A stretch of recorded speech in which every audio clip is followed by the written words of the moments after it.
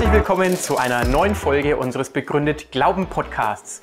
Mein Name ist Alexander Fink. Ich leite das Institut für Glaube und Wissenschaft in Marburg und unser Ziel ist es, Wissenschaft und Glaube und verschiedene Weltanschauungen ins Gespräch miteinander zu bringen und zu zeigen, dass der christliche Glaube auch rational begründbar ist und wir uns da nicht verstecken müssen. Viel Spaß mit der Folge.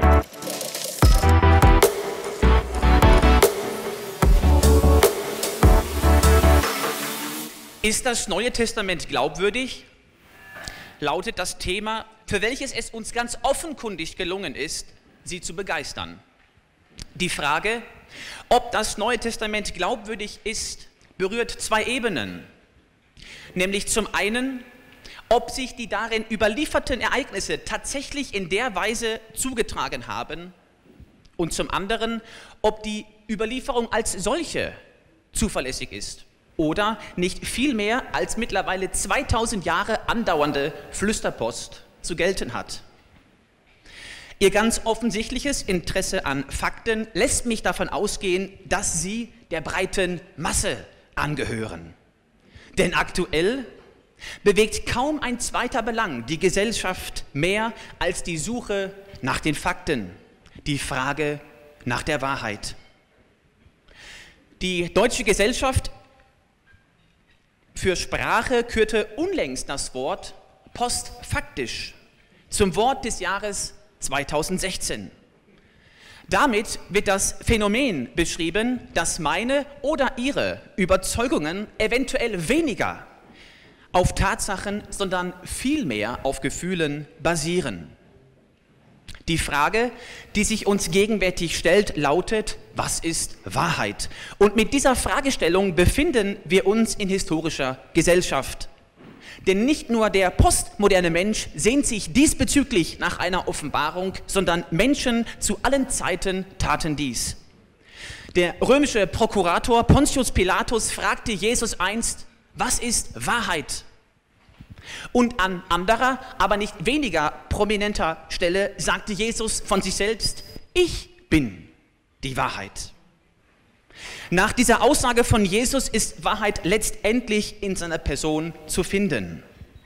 Die Wahrheit schlechthin, die Urerklärung aller Existenz und alles Seienden findet sich in einer historischen Figur, verborgen in der fassbaren Identität von Jesus Christus. Sie und ich sind sich ganz gewiss darüber einig, dass, wenn das wahr ist, es alles ändert.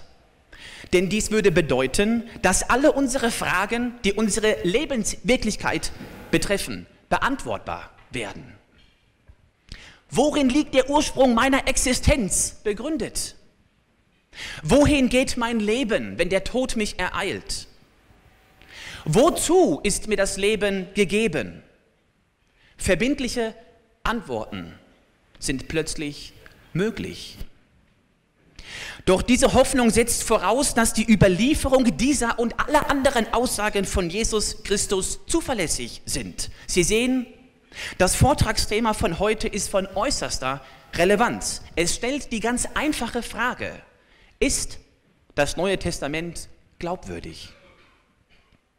Dazu möchte ich unseren Redner von heute Abend, Peter J. Williams, vorstellen. Peter Williams hat an der renommierten Universität Cambridge biblische und semitische Sprachen studiert und auch promoviert. Er hat danach an verschiedenen Universitäten in England als Assistent in den Fachbereichen Altes Testament und Neues Testament gewirkt. Außerdem an der Faculty of Oriental Studies der Universität Cambridge. Peter Williams hat 2 Bücher zur syrischen Übersetzung des Alten und Neuen Testaments geschrieben, sowie zahlreiche Artikel in theologischen und philologischen Fachzeitschriften veröffentlicht. Er ist außerdem Vorsitzender des International Greek New Testament Project sowie Member of the Translation Committee of the English Standard Version of the Bible. Seit über 10 Jahren ist Peter Williams Principal am Tyndale House in Cambridge. Das Tyndale House ist eine bedeutende Bibliothek mit speziellen Sammelgebieten zu den Sprachen der Bibel, zur Kirchengeschichte, Missionsgeschichte und biblischer Exegese. Es ist der Universität Cambridge angeschlossen und ist besonders geeignet für Postgraduate- und Postdoc-Studenten sowie Pastoren, die an der Forschung tätig sind. Bevor ich ihn nun auf die Bühne bitte, noch ein paar Anmerkungen. Anmerkung Nummer 1, bitte schalten Sie Ihre Mobiltelefone aus. Anmerkung Nummer 2, bitte notieren Sie sich Ihre Fragen, die Ihnen im Laufe des Vortrags kommen, damit Sie diese prägnant und kurz im Anschluss an den Vortrag an den Redner stellen können. Um Ihre und meine Vorstellung von kurz auf einen gemeinsamen Nenner zu bringen, kurz bedeutet 30 Sekunden. Als letztes, fühlen Sie sich frei, auch während des Vortrags Speisen und Getränke zu sich zu nehmen. Meine sehr verehrten Damen und Herren, begrüßen Sie mit mir Peter Williams.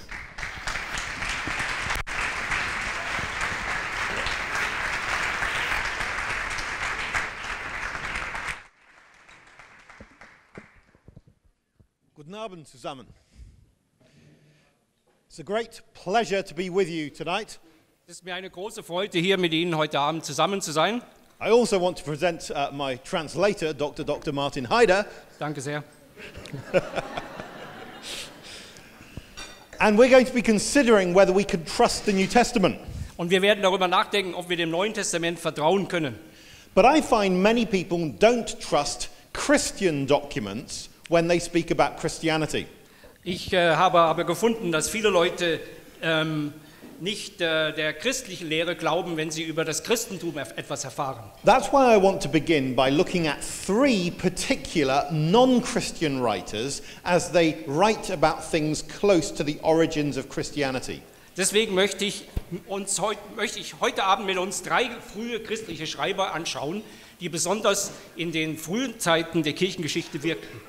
The first witness is Cornelius Tacitus. Der erste ist Cornelius Tacitus. Cornelius Tacitus. He was someone who was born around the year 56. Er ist etwa geboren um das Jahr 56 nach Christus. And he lived in Rome. Und er lebte in Rom. And later on he wrote about the great fire in Rome which took place in the year AD 64.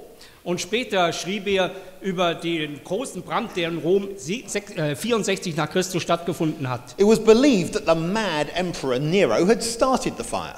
Und man glaubte daran, dass der verrückte Herrscher Nero dieses Feuer entfacht hatte. That tended to make Nero less popular. Und das machte natürlich Nero weniger populär. Well, Nero wanted to be popular. Aber Nero wollte populär sein. And so we have here Tacitus describing the ways in which Nero tried to become more popular. Und hier haben wir etwas, wo praktisch beschrieben wird, wie Nero versuchte, wieder populärer zu werden. And Dr. Haider will just read that. Und das werde ich gerade vorlesen. Also hier Tacitus, die Annalen, doch keine menschlichen Vorkehrungen, keine Freigebigkeit des Fürsten oder Sühne der Götter konnte die Schmach entfernen, dass man glaubte, der Brand sei auf Befehl von Nero gelegt worden. Um also dieses Gerücht niederzuschlagen, schob Nero die Schuld auf andere und belegte mit den ausgesuchtesten Strafen jene Menschen, die das Volk wegen ihrer Schandtaten hasste und Christen nannte. Now already from the word Christian we can derive the word Christ.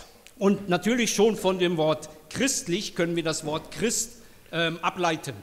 And the word Christ is of course the Greek equivalent of the Hebrew word Messiah. Und das griechische Wort Christ ist natürlich eben das griechische Pendant zu dem hebräischen Wort Messias. So if there is a group that is called Christian, we know that this group believes that the promised Redeemer of the Jews has come.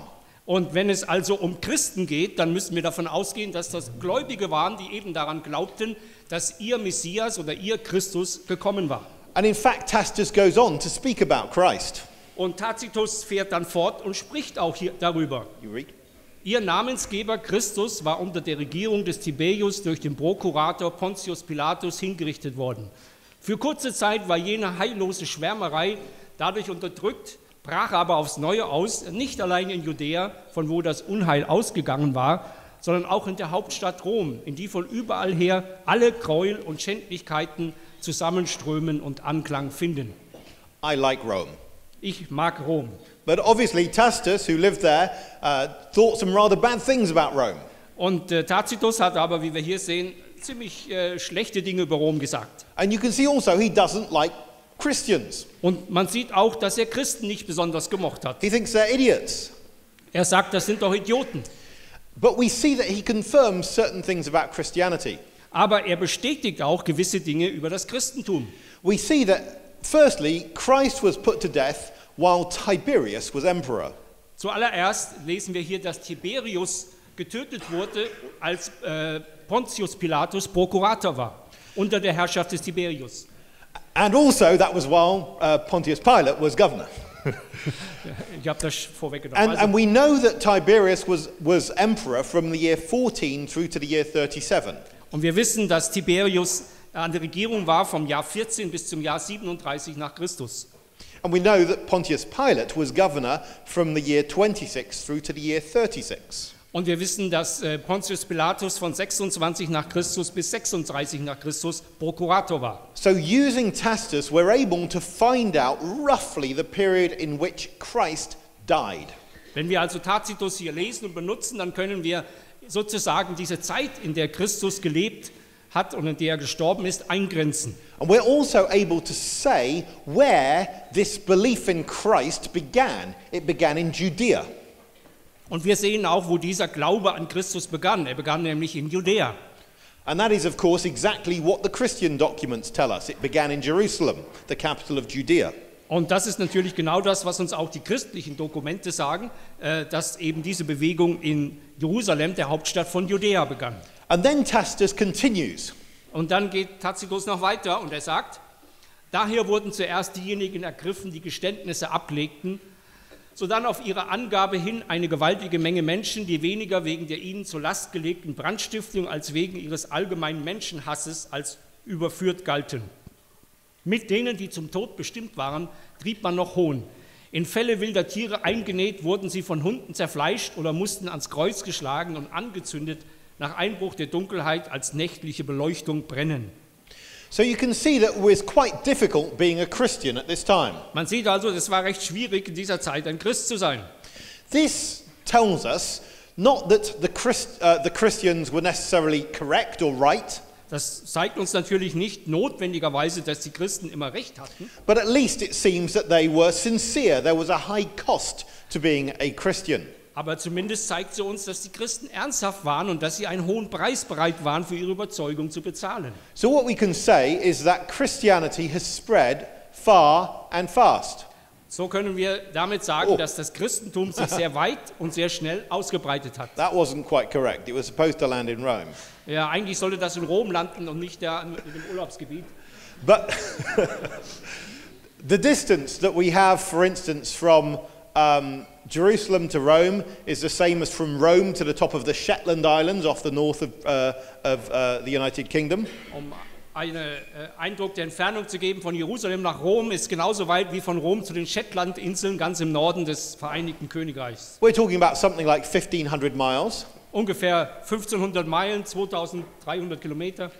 So what we see is that Christianity has spread a long way in about 30 or 35 years. Wir sehen also, dass das Christentum sich sehr weit ausgebreitet hat in einem Zeitrahmen von 30 bis 35 Jahren. Now that doesn't mean it's true. Das heißt natürlich nicht, dass es wahr ist. But the further and the faster Christianity spreads, the harder it is for people to change the message of Christianity. Aber je weiter und je intensiver das Christentum sich ausbreitete, desto schwieriger ist es geworden, diese Botschaft noch zu verändern. Because the more Christianity is spread round the Mediterranean and to places nearby, the more places you would have to visit in order to introduce a change in the message. Denn je mehr Orte es gibt, wo diese Botschaft sich verbreitet hat, je mehr Schriften es gibt, wo diese Botschaft festgehalten wird, desto schwieriger wird es sein, diese einzelne Botschaft an diesen einzelnen Orten wieder zu ändern. Our second Roman writer is Pliny the Younger. Der zweite Schreiber, den wir uns heute anschauen, ist Plinius der Jüngere.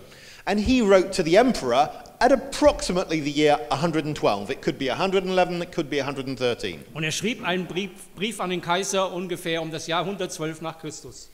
And he wrote to the emperor asking for the emperor's advice in how to deal with Christians. Und er fragte in diesem Brief den Kaiser um Rat, wie er denn mit den Christen umgehen solle. Now Pliny was the governor of Bithynia, which is northwest Turkey. Plinius war der Gouverneur von Bithynien, das ist in der Nordwesttürkei. And already Christianity had spread there. Und das Christentum hatte sich bis dahin schon längst ausgebreitet. And we'll read the text. Wir lesen den Text. Ich habe sie gefragt, ob sie Christen seien.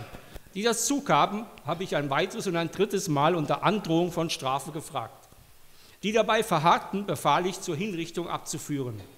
Diejenigen, die bestritten, dass sie Christen seien oder gewesen seien, glaubte ich außer Verfolgung setzen zu müssen. Da sie nach meinem Beispiel die Götter anriefen und vor deinem Bild, das ich zu diesem Zweck mit den Götterbildern hatte bringen lassen, mit Weihrauch und Wein opferten, außerdem Christus schmähten, wozu wirkliche Christen angeblich nicht gezwungen werden können.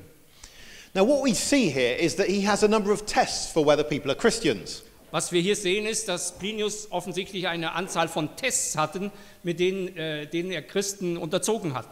Is this person willing to worship the Roman gods? Ist diese Person willens, den römischen Kaiser anzubeten? Is this person willing to, to worship the emperor?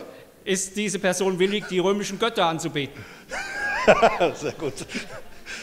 And the wonderful test, is this person prepared to curse Christ? Und der wichtigste oder wunderbare Test, ist diese Person willens, Christus zu verfluchen. Because already here, within about 80 years of the beginnings of Christianity, we have the expression, a true Christian. Denn hier schon in dieser Zeit, 80 Jahre nachdem das Christentum begonnen hat, haben wir diesen Ausdruck ein wahrer oder ein wirklicher Christ. Now, isn't that an interesting phrase for a Roman to use? Ist das nicht ein interessanter Ausdruck, den hier ein Römer benutzt? Because it shows that already in the Roman mind, there were people who were Christians in name only, and there were some more real type of Christian. Und es zeigt, dass schon in der Vorstellung der Römer es Christen gab, die es wirklich ernst meinten und solche, die es mehr der Form nach waren. And this distinction is absolutely very important today. Und diese Unterscheidung ist auch heute sehr wichtig. That there are many people who have the name Christian attached to them. Es gibt viele Leute, die irgendwie sich christlich nennen oder den Namen Christus im Munde führen. But even here, this governor was able to see that there were some about whom it was more real. Aber eben hier schon hat dieser Herrscher gesehen, es gab einige, bei denen das Wirklichkeit war oder wo es mehr Wirklichkeit war. But let's think about the logic of Pliny's tests. Lasst uns etwas zur Logik von dem Test sagen, den Plinius gemacht hat. There is a presupposition to his tests. Da sind einige Voraussetzungen, mit denen dieser Test anfängt. And it's a very simple presupposition. Und es ist eine sehr einfache Voraussetzung. It depends on a mathematical answer. Und es basiert auf der Mathematik von... It depends on a mathematical answer. Es basiert auf einer mathematischen Antwort. So I will ask you the question. Und dann werde ich euch diese Frage stellen. How many gods did Jews have? Wie viele Götter hatten die Juden? Very good. Eins. Okay. So what you see is this is very important, and there's a strict. It's forbidden to worship any other god if you're a Jew. Und du siehst, das ist also sehr wichtig und es ist verboten, als ein Jude irgendwelchen anderen Götter anzubeten. And you see that the same system has been brought into Christianity. Und man sieht, dass das gleiche System oder der gleiche Gedanke wurde in das Christentum hinübergenommen. Now let's remember the word Christian is simply someone who follows the Christ, and that's a translation of the Hebrew word Messiah. Wir haben gesehen, Christen, das sind Leute, die Christus folgen, während wiederum Christus eine griechische Übersetzung des hebräischen Wortes Messias ist. So this is a group that is taking over Jewish categories. Hier werden also jüdische Kategorien in das Christentum übernommen. And we see that Pliny is able to discern that it will be hard for a Christian to worship Roman gods or to worship the Roman emperor. Und Plinius stellt fest, dass es sehr schwierig ist für einen Christen, den römischen Kaiser oder die römischen Götter anzubeten. And this is important because it's because Christians are not able to worship anyone other than the true God. Und das ist wichtig, denn es zeigt, dass Christen nicht fähig waren, irgendjemand anzubeten als den einzig wahren Gott, den sie verehrten. And we'll see why that's so important in our next reading. Und hier an dem nächsten Bild werden wir sehen, warum das so wichtig war. Andere, die der Angeber genannt hatte, bekannten sich erst als Christen und bestritten es dann wieder. Sie seien es zwar gewesen, hätten dann aber davon abgelassen, manche vor 3 Jahren, manche vor noch mehr Jahren, einzelne sogar vor 20 Jahren. Ihre ganze Schuld oder Verfehlung habe darin bestanden, dass sie immer an einem festgesetzten Tag vor Sonnenaufgang zusammenkamen, Christus wie einem Gott ein Lied darbrachten im Wechselgesang und sich eidlich verpflichteten, nicht etwa zu irgendeinem Verbrechen, sondern dazu keinen Diebstahl, keine Räuberei, keinen Ehebruch zu begehen, nicht wortbrüchig zu werden, anvertrautes Gut auf Mahnung nicht zu verweigern. Now, what I find fascinating about this is a description of a Christian meeting given to Pliny by those who had stopped being Christian. Und das Interessante ist hier, das ist eine Beschreibung einer christlichen Versammlung, die was given? To Pliny by people who had stopped being Christian. Das an Plinius gegeben war von solchen Christen, die eben aufgehört hatten, Christen zu sein. And they stopped being Christian 3 years ago, or many years ago, or even 20 years ago. Und sie hatten aufgehört, Christen zu sein, sagten sie, vor 3 Jahren oder noch mehr oder vor 20. And if we take 20 from the year 112, we see that we have a description here of what happened in a Christian meeting in the first century. Und wenn wir 20 Jahre zurückrechnen, das ist die maximale Zeit, dann kommen wir von 112 auf 92 und sehen, wie um das Jahr 92 dort solche Versammlungen aussahen. Now my second mathematical question. Meine zweite mathematische Frage: How many gods did the Romans have? Wie viele Götter hatten die Römer? How many gods did the Greeks have? Wie viele hatten die Griechen? Well, you know the answer is many. Die Antwort ist viele. And you know what would happen. For instance, Zeus would be up in the sky, or Jupiter, or one of the gods. Da sind diese Götter oben im Himmel wie Zeus oder Jupiter. And they would look down and they would see a pretty girl. Und dann schauen sie runter und dann sehen sie dort ein schönes Mädchen. And they get together. Und dann kommen sie zusammen. And then you have another half god. Und dann hast du einen anderen Halbgott, der daraus And so entsteht. the number can keep going up. Und so pflanzt sich das Ganze fort. Do you know Percy Jackson here? The Percy Jackson stories? Kennt jemand die Percy Jackson Geschichten? No. But there are many films about this sort of thing. Es gibt manche Filme über diese Geschichte. So the number can keep going up. Und diese ganze Geschichte geht immer weiter. And what we see so fascinating here Was hier so faszinierend ist, is that in this Christian meeting they were singing to Christ as to a God. dass sie in dieser christlichen Versammlung zu Christus gesungen haben als zu einem Gott. And this is a text written in Latin. Und dieser Text wurde in Latein geschrieben. That means there is no indefinite article, no word a in Latin. Das heißt, in Latein gibt es keinen unbestimmten Artikel, so wie bei uns im Deutschen ein. So whether it is worshipping Christ as a God or as God is not distinguished in the language. Also in der Sprache wird nicht unterschieden, ob es jetzt heißt, sie singen Christus wie einem Gott oder sie singen Christus wie Gott. But if they have taken over the Jewish categories, then you cannot have a half God. Aber wenn sie die jüdischen Kategorien übernommen haben, dann kann man nicht einen Halbgott haben. Many people wonder how Christ came to be worshipped as God. Viele Leute fragen sich, wie es kam, dass Christus als Gott angebetet wurde. And they think they found an answer. Und sie denken, sie kennen eine Antwort. At first, Christ was viewed as a very special man. Zuerst wurde Christus nur als ein sehr besonderer Mensch gesehen. And after that, as a very, very special man. Und danach war er ein ganz, ganz besonderer Mensch. And after that, a very, very, very special man. So geht es weiter. And then a quarter of the way to God.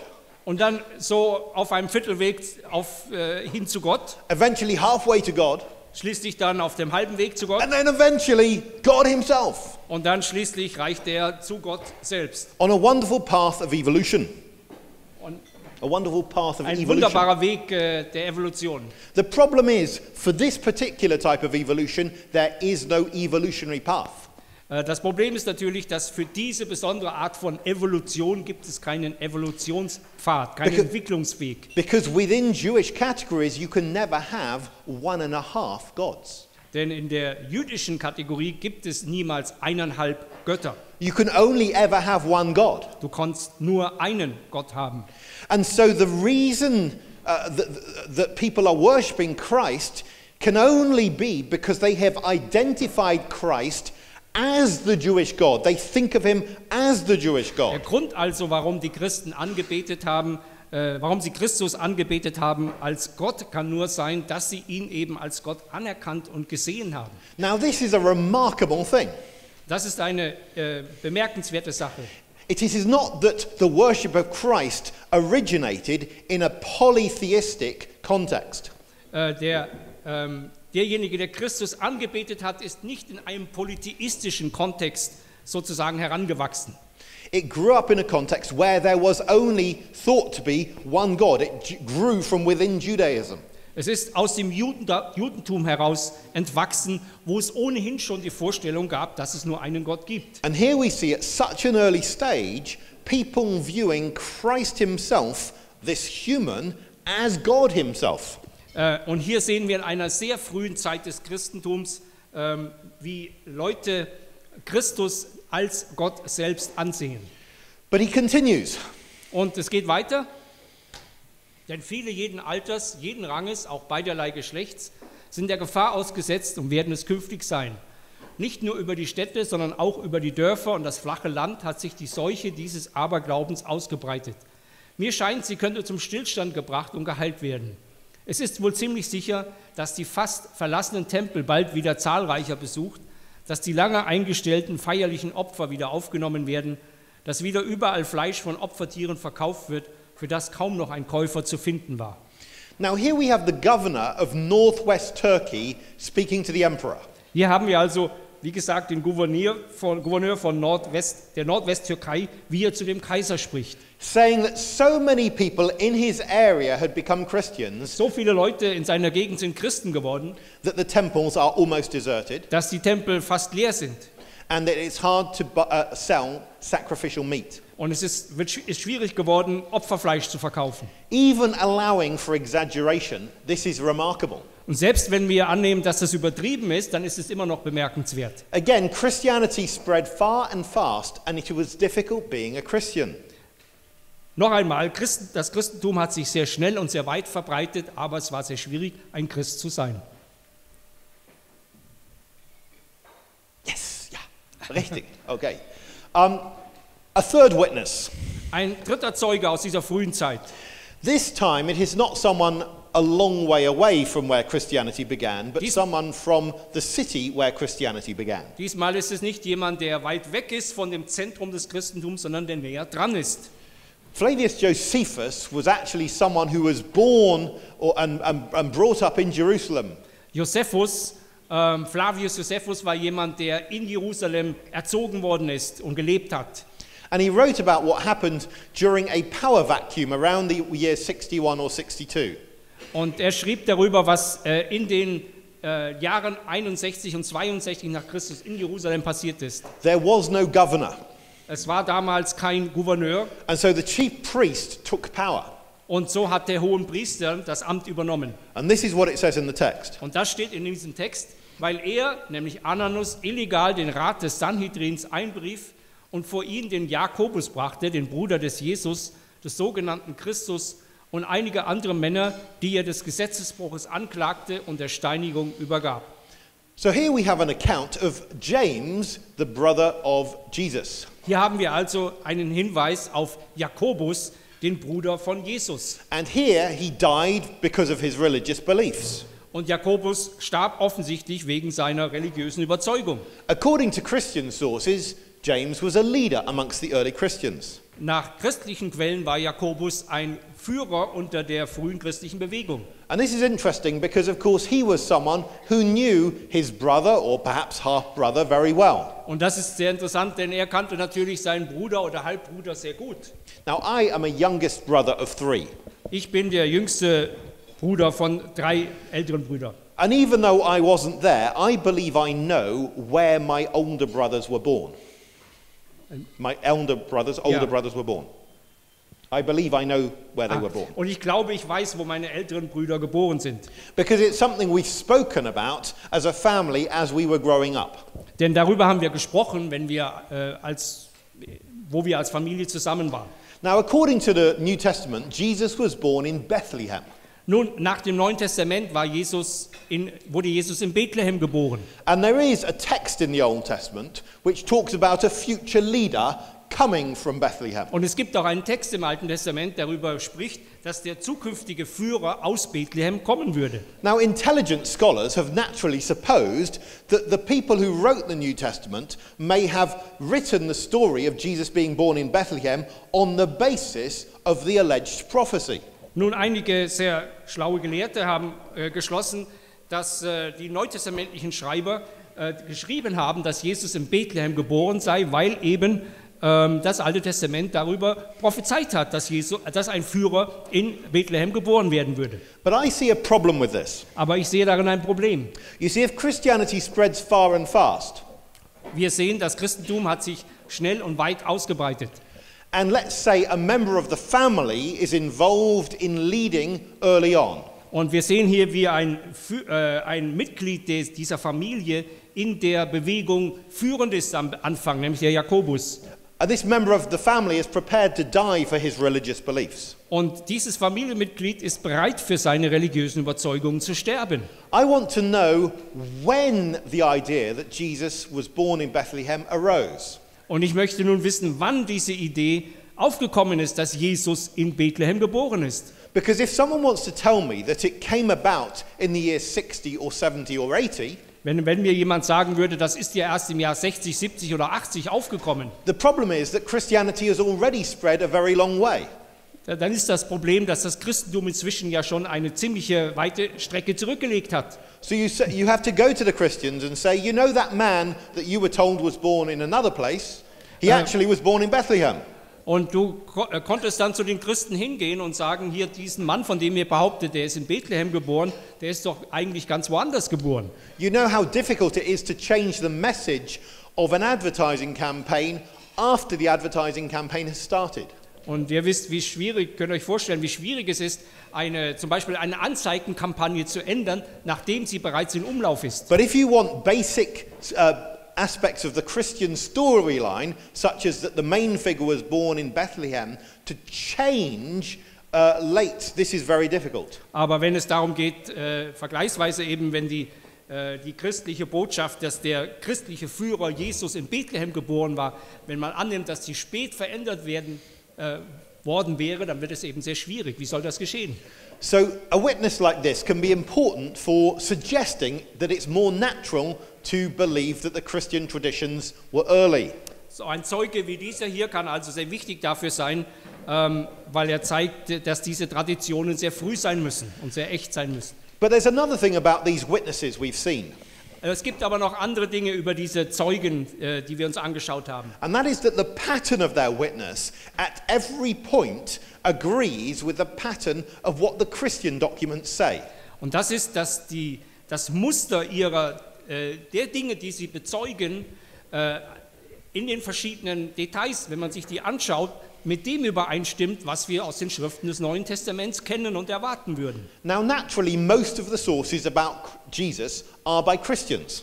Natürlicherweise sind die meisten Quellen über Jesus von Christen geschrieben. Just as most of the things written about football are by football fans. Ebenso wie das meiste, was über Fußball geschrieben wird, von Fußballfans geschrieben wird. Every interest group is more likely to write about its interest. Jede Interessengruppe neigt dazu, eben über ihre Interessen am ehesten zu schreiben. But the fact that these people were Christians does not mean that we should not take their witness seriously. Der Fakt nun, dass diese Leute Christen waren, bedeutet nicht, dass wir von vornherein ihr Zeugnis als unehrenhaft oder sonst irgendwie zweifelhaft ablehnen. The most famous person alive during Jesus' life was the emperor. The most Famous person. der bekannteste, berühmteste Persönlichkeit, die zur Zeit von Jesus gelebt hat, war der Kaiser. But in fact, there are more narratives about Jesus' life and the details of his life closer to his time than there are with Tiberius.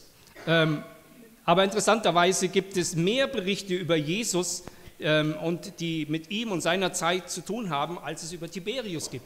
So what we have in the four Gospels is remarkable for the amount of detail it gives. Und was wir also in den 4 Evangelien haben, ist bemerkenswert für die ganzen Details, die wir dort finden. So we're going to consider some Christian writings. Wir werden uns also einige christliche Schriften anschauen.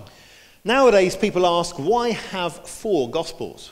Manchmal fragen die Leute, warum haben wir 4 Evangelien? In fact, the idea of having four Gospels, many people say, was imposed for political reasons. Und viele Leute sagen einfach, die 4 Handschriften, die 4 Evangelien wurden sozusagen der Gemeinde auferlegt, aus politischen Gründen festgelegt und so weiter. They say there was the emperor Constantine in the 4th century, and he chose the four Gospels out of many that he could have chosen. Manche sagen auch, der Kaiser hat im 4. Jahrhundert die 4 Evangelien aus einer größeren Menge von Evangelien ausgewählt. But there's a problem with this. Aber es gibt dabei ein Problem. That there is a manuscript which is now kept in Dublin, which in fact has the four Gospels from 100 years before the first Christian council or committee met. Und es gibt eine Handschrift, eine Evangelienhandschrift, die jetzt in Dublin ist, der Papyrus 45.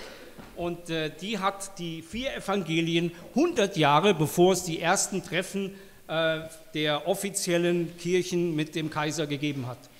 Or the Bishop Irenaeus, who was in Lyon in France, said around the year 185, Um das Jahr 185 hat Irenäus, der in Lyon in Frankreich lebt, über die 4 Evangelien gesagt. and he said that having four Gospels was like having four winds and four cardinal directions. Und er sagte, 4 Evangelien, wir haben 4 Evangelien, das sind wie die 4 Winde von den 4 verschiedenen Himmelsrichtungen. And a figure called Tatian, who was active around the year 173, in fact got the four Gospels that we have and made them into one continuous chronological narrative. Und dann gibt es noch einen frühen Theologen namens Tatian, der lebte um das Jahr 173 nach Christus oder um dieses Jahr herum, hat er aus den 4 Evangelien eine fortlaufende, eine einheitliche Erzählung gemacht. Now the manuscript in Dublin comes from southern Egypt.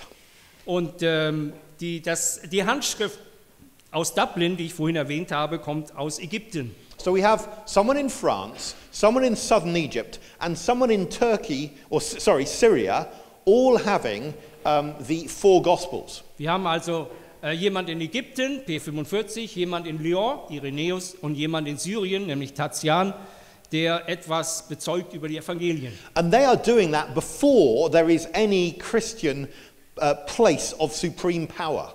Und sie tun das, bevor es irgendeinen Platz gab, wo Christen in einer Machtposition waren. They're doing that before there was an emperor who adopted Christianity. Sie taten es, bevor es einen Kaiser gab, der das Christentum akzeptiert hat. In other words, the four Gospels didn't arise from being imposed through some external power. Mit anderen Worten, die Evangelien sind nicht dadurch entstanden, die 4, dass jemand, der in einer Machtposition war, es einfach so festgelegt hat. When someone says, who chose the four Gospels? Wenn jemand fragt, wer hat die 4 Evangelien ausgewählt? I say, who chose who won the marathon in the Olympics?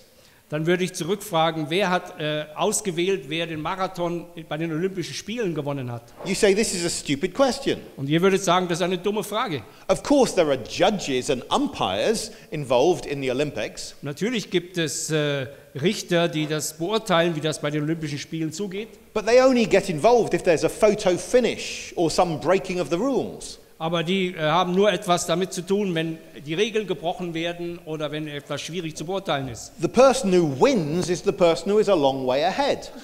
Die Person, die letzten Endes den Lauf gewinnt, ist doch in der Regel einen ziemlichen Weg voraus. The reason the four Gospels are supreme is because they are so much further ahead than anything else called a Gospel. Und der Grund, weshalb die 4 Evangelien ausgewählt wurden, ist, oder weshalb es 4 sind, ist einfach, dass sie den anderen weit, weit voraus sind. This is a picture of the manuscript in Dublin. Das ist ein Bild hier der Handschrift in Dublin. This manuscript is now in Rome, and it's around from the year around 225. Diese Handschrift hier, Papyrus 75, ist jetzt in Rom. Sie stammt aus dem Jahr 225 nach And you can Christus. see that it has Luke's gospel followed by John's gospel. Und man sieht hier, dass das Johannesevangelium direkt auf das Lukasevangelium folgt. Now, if you look at the very first letter there on the left-hand side, Und wenn man sich den ersten Buchstaben dort auf der linken Seite anschaut, you'll see a capital E. dann sieht man ein großes E oder Epsilon im Griechischen. And the next letter you can see, obviously, is an N. Und den nächsten Buchstaben, den man sieht, ist ein N. It's easy to read, isn't it? Ist einfach zu lesen. Yeah? Yes, no, I could teach you all to read this in a short time. Ja, wir könnten das alle zusammen lesen in kürzester Zeit. And in fact, you can see as you go along the line, you can see some O's as well. Und wenn man so weiter sich auf der Zeile bewegt, sieht man so Kreislein, das sind die O's. So you can see 3 of these in a row, and 2 of them are in the middle of the word logos, word. Man sieht dort einige, vor allen Dingen in der Mitte des Wortes Logos, was Wort heißt, in der ersten Zeile. The point is that this is exactly the same as you would have in an English or German Bible today. Und das sind dieselben Worte, die man heute in einer englischen oder deutschen Bibel finden würde. Now, this manuscript was not known until the last century. Diese Handschrift ist erst seit etwa 100 Jahren bekannt. This is 1,000 years earlier than any manuscript known to Martin Luther. Das ist 1000 Jahre älter als die Handschriften, die noch Martin Luther bekannt waren. But does it mean that people have had to change their Bibles as the manuscripts have been found to be earlier?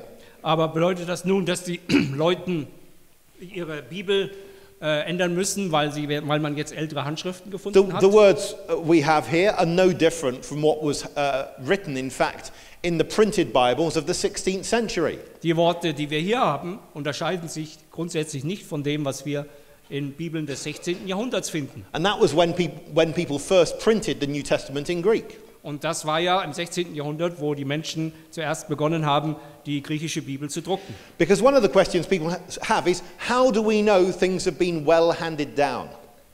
Denn die Frage, die immer wieder kommt, ist, woher wissen wir denn, ob die Worte der Bibel oder hier des Neuen Testaments wirklich korrekt wiedergegeben und weitergegeben wurden? I'm sure many of you have mobile phones. Viele von euch haben wahrscheinlich ein Handy. And when you listen to someone on the mobile phone, you are not actually hearing their voice. Und wenn du jemand auf dem Handy sprechen hörst, hörst du eigentlich ja nicht seine Stimme. You hear a copy of their voice. Du hörst nur eine Kopie seiner Stimme, elektronisch hergestellt. In fact, you hear a copy of a copy of a copy of a copy of their voice. Wenn man es ganz genau nimmt, Many ist es times. eine Kopie einer Kopie, also durchläuft es viele Phasen, bis sie als Stimme bei dir ankommt. And yet we are very confident that we are hearing what they say. Und trotzdem sind wir sehr zuversichtlich, dass das, was wir hören, In eben o- genau die Stimme ist, die wir hören In other wollen. words, our whole society, our civilization is built on copying. Mit anderen Worten, unsere ganze Gesellschaft ist auf Kopieren aufgebaut. But somehow when it comes to the Bible, people say, but the copies may be false. Wenn es aber um die Bibel geht, sagen die Leute, ja, aber die Kopien können doch verfälscht sein. But this is no different. Aber das ist im Prinzip nicht anders. Because before printing, everything depended on copying correctly over time. Denn bevor es den Druckerprozess gab, hing alles davon ab, wie man Dinge von Hand kopiert hat. And what we see is that information can be handed down over more than 1,000 years reliably by manuscript. Und was wir hier sehen, ist, dass über 1000 Jahre Abschriften glaubhaft oder korrekt weitergegeben werden konnten.